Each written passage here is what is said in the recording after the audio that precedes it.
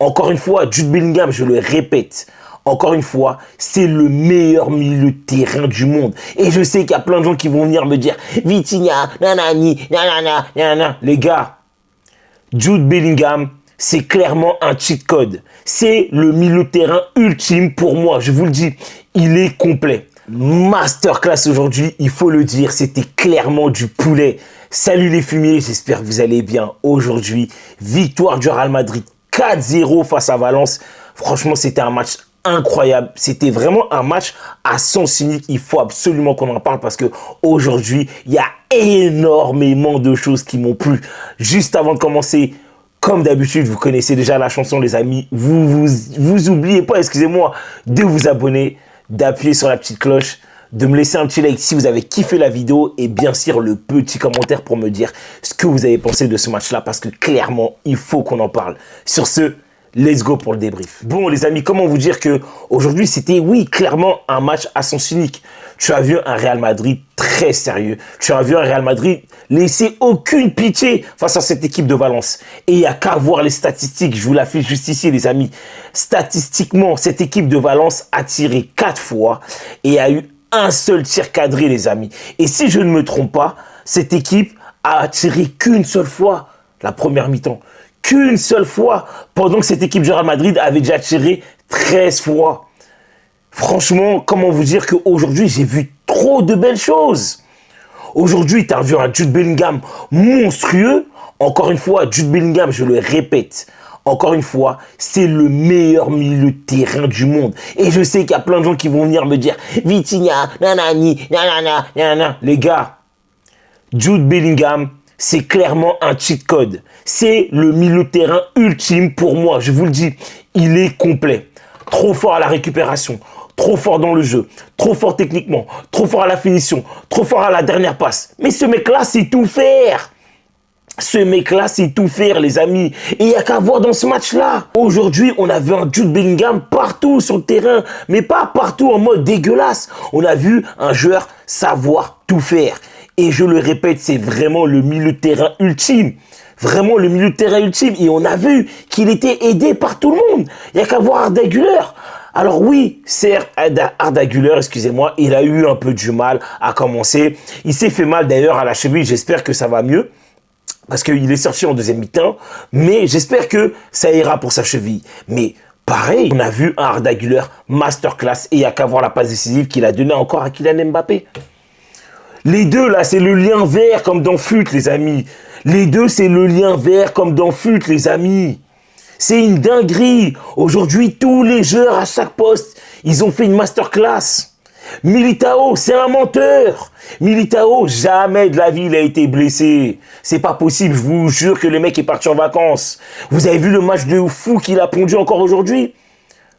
Encore toujours sur la lancée du Classico. Aujourd'hui, il gagne tous ses duels. De la tête, au sol, tacle propre, iris. Et franchement, aujourd'hui, il m'a fait péter les plombs. Aujourd'hui, il m'a fait péter les plombs. Comme son compatriote, Jean Huysen. Jean Huysen, à la relance, c'est trop. C'est trop. Alvaro Carreras, mais c'est quoi ce but de... J'allais dire un gros mot. C'est quoi ce but de malade? C'est quoi ce but de malade, Alvaro Carreras? Mais il faut se rendre compte que Alvaro Carreras, Jean Huysen, depuis le début de saison, c'est très très fort. Alors oui, ils ont raté le match qu'ils ont fait contre l'Atlético de Madrid. Mais globalement, c'est trop solide. Globalement, c'est très fort. Globalement, c'est cohérent. Globalement, ça apporte quelque chose à chaque fois. Dédoublement de Alvaro Carreras. Techniquement, la ressortie de balle de Alvaro Carreras avec Jean Huysen.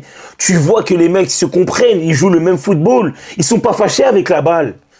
Ils sont pas fâchés avec la balle.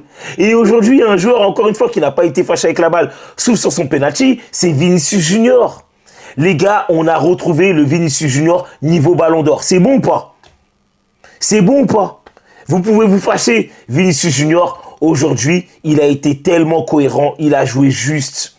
Tout ce qu'il fallait faire de bien, il l'a toujours bien fait. Il a été incroyable et c'est dommage qu'il rate son penalty. Alors je sais qu'il y a plein de gens qui vont se plaindre, qui vont dire « Ouais, Vinicius, il rate encore un penalty, ceci, cela. » Mais les gars, tranquille.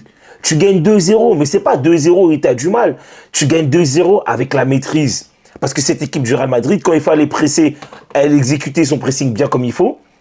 Quand il fallait contre-attaquer, c'était parfait. Quand il fallait bien défendre, solide, vraiment resserrer les lignes, c'était bien fait.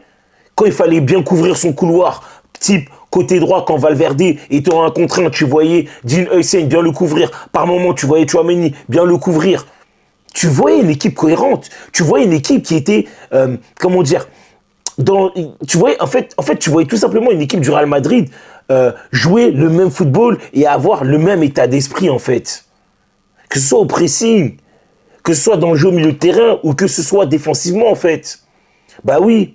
Aujourd'hui, Mastantuono, cohérent. Dommage que sa deuxième mi-temps est un peu plus compliquée. Mais globalement, tu sens que le mec est monté en puissance. Tu sens que là, il a moins du mal à combiner. Mais pourquoi? Parce que tu as des mecs comme Valverde qui vont monter, qui vont dédoubler, qui vont lui proposer quelque chose. Tu vas voir un Kylian Mbappé qui va un peu plus se recentrer dans l'axe du terrain. Pareil pour Arda Güler. Arda Güler qui est un peu partout, qui demande, qui crée le jeu. C'est juste une dinguerie aujourd'hui de ce que j'ai vu. Aujourd'hui, c'était clairement du poulet. C'était une masterclass de cette équipe du Real Madrid. Elle a laissé aucun répit à cette équipe de Valence. Valence, vraiment, moi, je me suis dit, ça allait être compliqué parce qu'on connaît que Valence, ils savent nous poser des problèmes. À chaque fois que tu les joues, c'est très compliqué. L'année dernière, ils nous avaient battu 2-1, si je me rappelle bien, au Bernabeu. Mais là, en fait, c'est un match à sens unique. Mais parce que, en fait, tout simplement, tu sens que cette équipe-là, elle monte en puissance. Et en plus, Valence, elle a joué en bloc bas. Et tu sais que c'est notre point faible, le bloc bas, à chaque fois. Mais à chaque fois que, par exemple, Mbappé allait faire un appel à vide, tu voyais Jude Bellingham être recentré un peu plus dans la défense de cette équipe de Valence. Donc, forcément, il y a un espace. Donc, il était servi. Donc, ensuite, il pouvait proposer quelque chose. Tu vois pas ce que je veux dire? Vini, qui... Lorsque le bloc de Valence était bas, il était bien écarté. Il essayait d'éliminer en 1 contre 1, voire en 1 contre 2. Et toujours, quand il faisait une passe, forcément, ça allait déboucher sur quelque chose de très dangereux. On a vu des combinaisons côté droit, des circuits préférentiels. On a vu beaucoup de mouvements. Et ces mouvements-là étaient créés par des mecs comme Arda Güler, Tchouaméni par moment qui va porter le ballon, qui va casser des lignes. Tu as vu beaucoup de dédoublements. Mbappé, Bellingham. Lorsque Mbappé descend d'un cran, Bellingham prend sa place pour créer une brèche dans l'axe de la défense de Valence. En fait, à chaque fois que cette équipe du Real Madrid avait le ballon, on voyait quelque chose de cohérent. Et même quand il fallait temporiser, c'est-à-dire pas forcément te speeder, faire du n'importe quoi. Non, c'était posé, concentré. Quand tu joues à droite et tu lèves la tête, tu vois Vinicius souvent démarqué, il recevait le ballon, on lui envoyait le ballon. Pareil, de l'autre côté, lorsque tu voyais que le ballon était côté gauche, on voyait que un Jude Bellingham allait prendre le ballon et allait envoyer de l'autre côté pour un Valverde ou pour un Mastantuono. En fait, on a vu cette équipe du Real Madrid comme on ne l'a jamais vu. Clairement. Depuis le début de saison, on n'a jamais vu le Real Madrid jouer de cette manière-là. Et il y a plein de gens qui pourront me dire, ah bah si, contre le Barça. Mais je vous jure que contre le Barça, c'est un contexte différent. C'était une équipe qui laissait beaucoup d'espace, qui avait beaucoup de faiblesses, même si Valence a des faiblesses, et c'est pas pour rien qu'ils sont en bas de tableau. Mais ce que je veux dire, c'est que là, même face à un bloc bas, t'as pu faire mal, en fait, à chaque fois, à chaque action, à chaque moment qu'on avait le ballon, offensivement, tu sentais que tu pouvais leur faire mal et que cette équipe de Valence était clairement inoffensive contre toi, en tout cas offensivement et même défensivement. Même défensivement, tu sentais pas que, bon voilà, leur défense, ça allait être un gros problème pour percer en fait cette défense. Pas du tout. Mais clairement pas du tout. Vraiment, aujourd'hui, je suis extrêmement content d'avoir regardé cette équipe du Real Madrid. Parce que j'ai vu une équipe cohérente, j'ai vu une équipe combative, j'ai vu une équipe faire du pressing, très bon contre-pressing, défensivement, défendre en bloc. Qu'est-ce que tu veux dire de plus?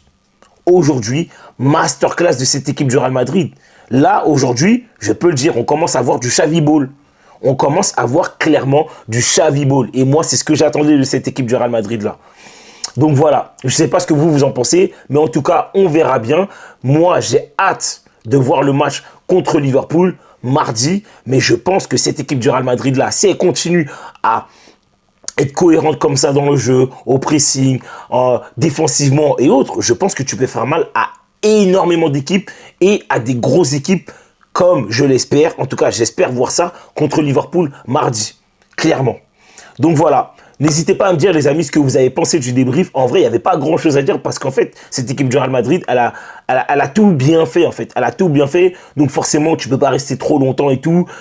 Clairement, individuellement, excusez-moi, on a vu cette équipe très forte, même en fait avec l'entrée des mecs comme Hendrick, pas Arda Güler, Camavinga, avec Asensio. Enfin, en fait, tu veux dire quoi? Il n'y a rien à retenir à part que cette équipe du Real Madrid a été clairement plus forte que cette équipe de Valence. C'était un match à sens unique. Donc voilà, n'hésitez pas à me dire les amis en commentaire ce que vous avez pensé du match. Bien sûr, on n'oublie pas le petit like, le petit abonnement. On n'oublie pas d'appuyer sur la cloche pour être informé des prochaines vidéos. Et on se capte, je pense, pour un avant-match plutôt Liverpool face au Real Madrid. Et puis, bien sûr, après le débrief. Sur ce, on se dit ciao les fumiers.